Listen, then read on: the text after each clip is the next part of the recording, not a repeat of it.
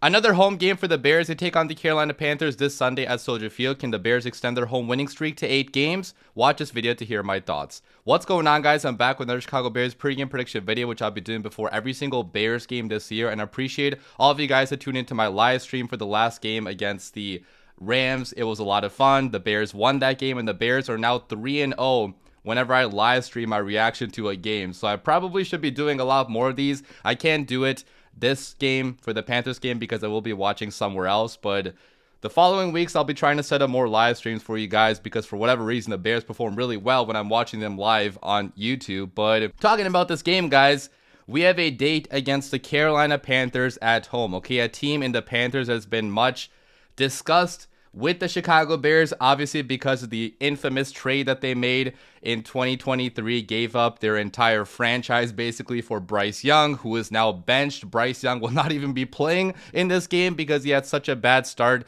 to the season that they put in our old friend Andy Dalton instead. So we'll be facing off against Andy. Andy will be trying to have a revenge game against the Bears, but hopefully the Bears defense can come through and limit him to having, you know, not as much success as he has been having so far this season. Okay, the Panthers are a much more competent team with Andy Dalton at the helm. So, you know, it's going to be a tougher game than I anticipated because of that fact, but the Bears are still favored in this game by 3.5 points currently when I'm recording this game. So it's a very winnable game for the Bears and a game that the Bears should be expected to win. Again, if Eberflus wants to stay as head coach of this team. Okay, I'm sorry to keep on bringing this up, but currently Matt Eberflus is the 4th best head coach in his own division. Okay, Matt LaFleur obviously is better than him. Kevin O'Connell's doing great things with the Minnesota Vikings. Dan Campbell's turned around the Detroit Lions. So Eberflus has to win games this year. I don't care if it's with a rookie quarterback. He has to find ways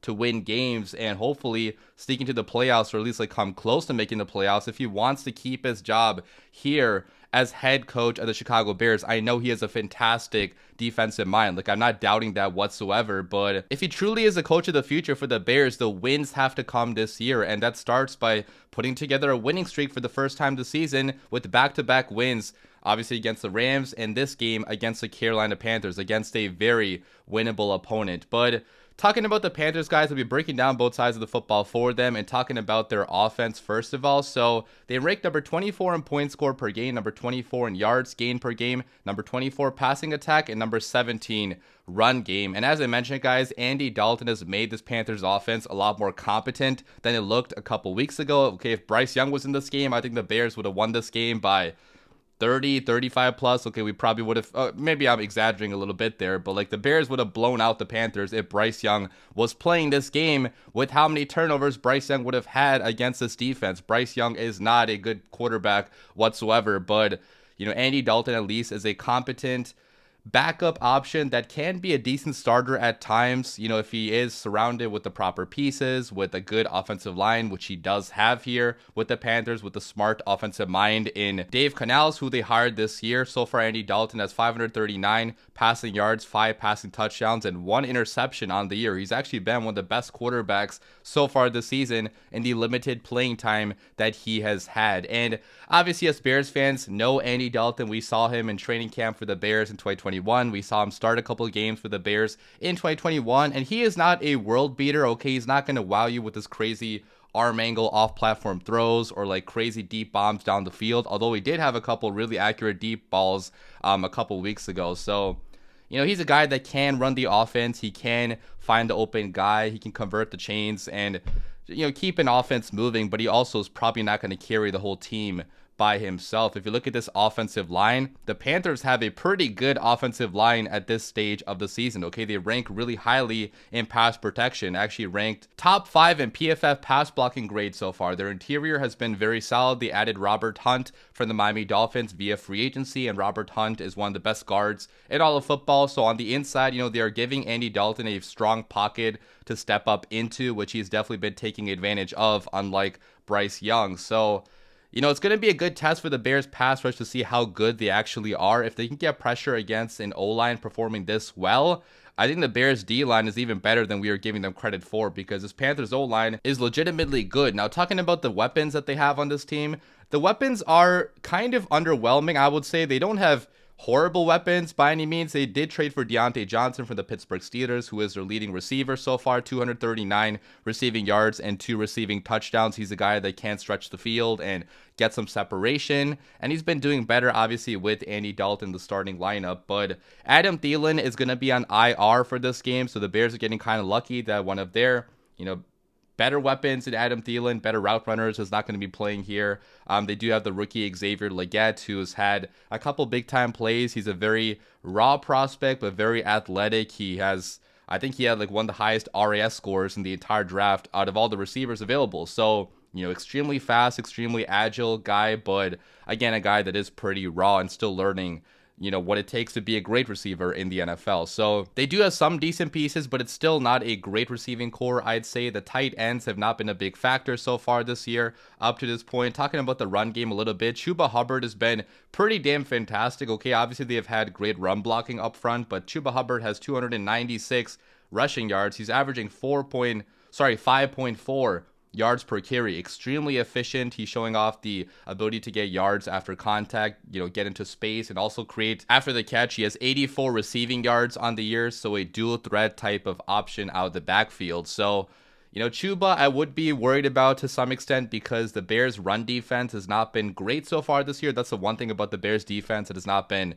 elite. Okay, the run defense has been allowing some big yards throughout the season, so we'll see if Chuba Hubbard can get going against the Bears defense, but hopefully not. Talking about the Panthers defense then, they have been really bad on that side of the football. They rank number 32 in points allowed per game, number 28 in yards allowed per game, number 19 pass defense, number 29 run defense. So yeah, the numbers don't lie, man. All across the board, the Panthers defense has been god-awful to begin the season. They still have the same defensive coordinator, Ejiro Evero, here, so they have a pretty smart defensive mind in Ejiro Evero calling the plays, but I feel like he just simply does not have the talent right now on the football field to field a competent defense. They got rid of Brian Burns, traded Brian Burns away to the New York Giants, so main pass rusher is no longer here. Shaq Thompson actually got injured recently, so Shaq Thompson also will not be playing. Derek Brown, their beast on the interior, is on injured reserve, so they're missing a lot of guys that they had, last season, which is why the defense is performing this poorly. They're so bad in the red zone currently. They're allowing a touchdown on 91.67% of plays in the red zone. That is the worst by far so far in the NFL. So for a Bears offense that has sometimes struggled in the red zone, I am expecting them to get some touchdowns against this defense when they do get into the red zone, because they have been that bad in that part of the field. There's been very poor tackling. There's been missing assignments. There's been guys just not having any idea what's really going on. And part of it is due to youth. They have some young guys here in the defense that probably need some more experience, but they also just simply don't have the talent to field a very good defense. They also lack any level of pass rush. They only have 5 sacks on the season so far. Jaden Peavy leads the team in sacks with 1.5, and I'm willing to bet the average NFL fan does not know who Jaden Peavy is, okay? Like, they don't have a lot of star names right now on this defense. JC Horn has been having some good moments in the league, but he's suffered a lot of injuries, and so far this year he's been okay, not a star, I would say, right? So a very susceptible Panthers defense, I would say, on paper. Now, if you guys think you know your NFL and want to place wagers on NFL action, whether that be moneyline bets on, for example, the Bears winning, or individual player props, like, for example, Caleb Williams having more than 250 passing yards in the next game, which hopefully is going to happen, I would recommend using MyBookie as your sportsbook. MyBookie is a sponsor of today's video, and they are, in my opinion, the best sportsbook to go to if you guys want to place wagers on NFL action. If you guys want to use MyBookie, I actually have a promo code. It's DaWindyCity, so there's a link down below to sign up. Download the app, use promo code DaWindyCity, and you actually get a 100% deposit bonus on your first deposit up to $1,000. So pretty cool way to get a start to your bankroll and get into sports betting. And they also have something called MyBookie Plus, where the more you play, the more rewards you earn. So they have a loyalty program that takes care of you while you bet with them, which is pretty cool. Another great thing they have is risk-free boosts on Thursdays, where you can bet without a sweat. So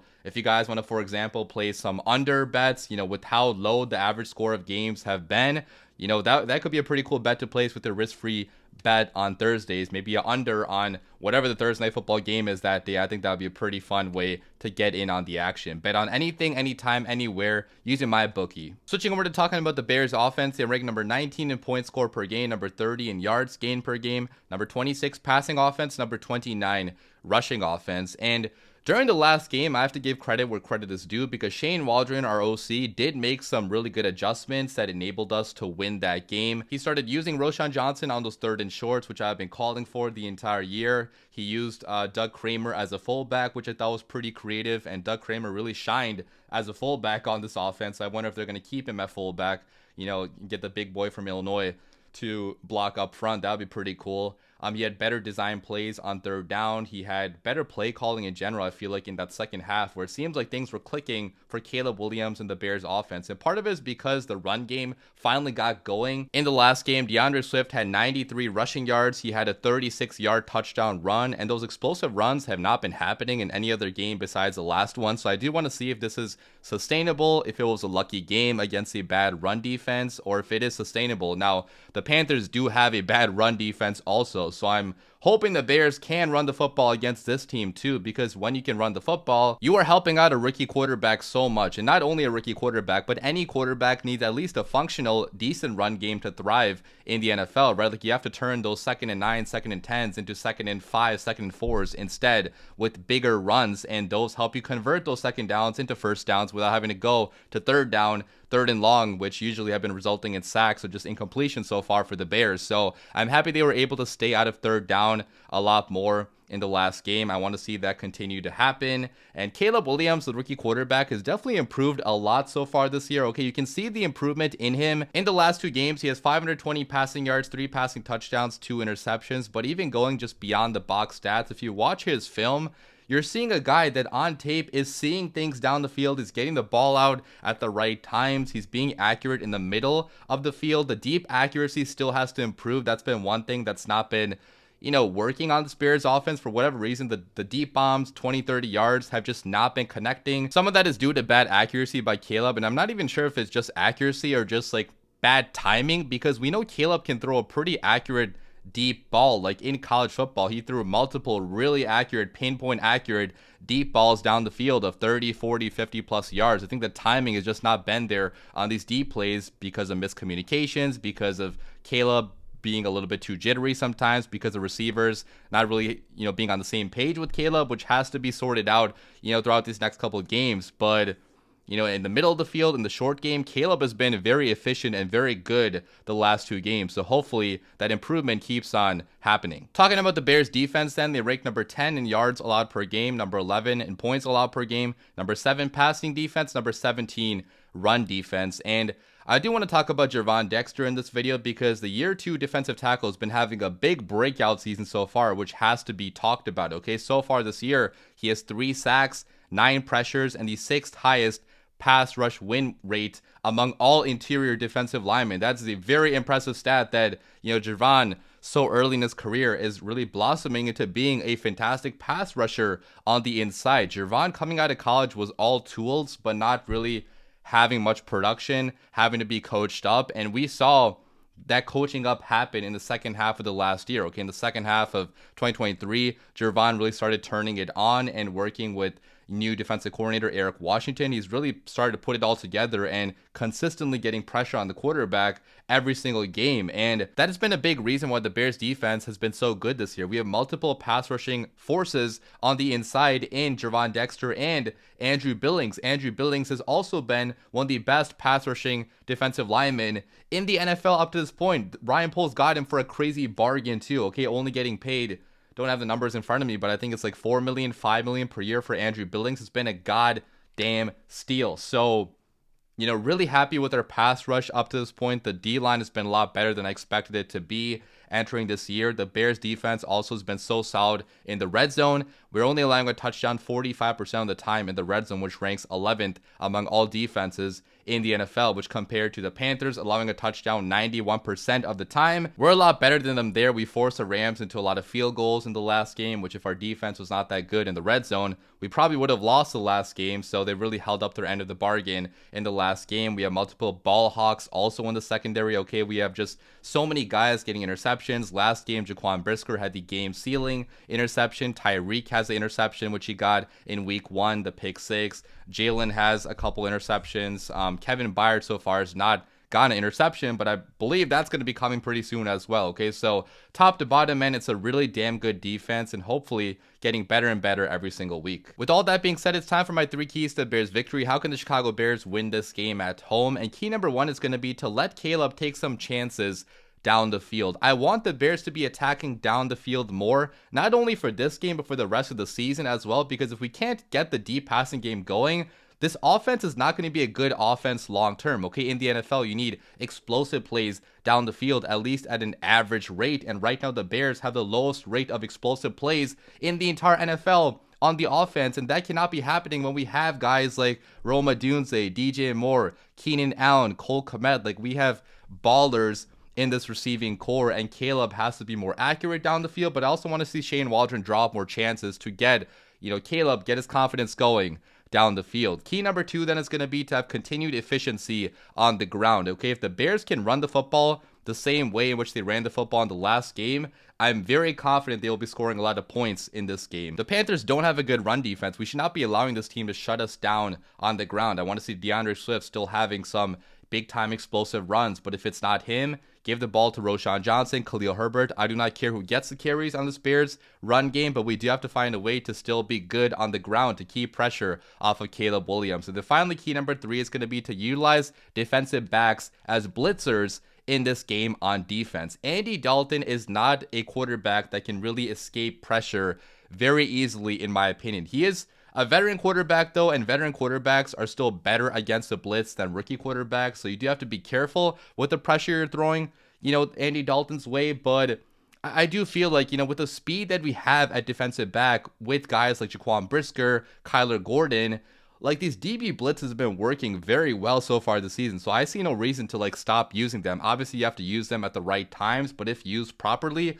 we could get a big time forced fumble on Andy Dalton or a big time interception by throwing the defensive back blitzes his way. And finally, it's time for my score prediction. Who do I have win this game? And guys, I have the Chicago Bears going into Soldier Field, beating the Panthers by a score of 28-17. Yes, I do think it's going to be the Bears' biggest win of the season, and I'm sure a lot of Bears fans are hoping for an even bigger margin of victory than this, but all we really got to do is win this game, okay? It does not matter at the end of the day how many points you win by, although obviously I would be hoping to see a blowout in this game because I think our defense is able to stop Andy Dalton and stop this Panthers offense and the success they have been having, okay? The Bears defense has been so damn good this year, so I do think Andy Dalton throws maybe a couple picks in this game, maybe gets sacked good amount of times, even though they do have a pretty good offensive line.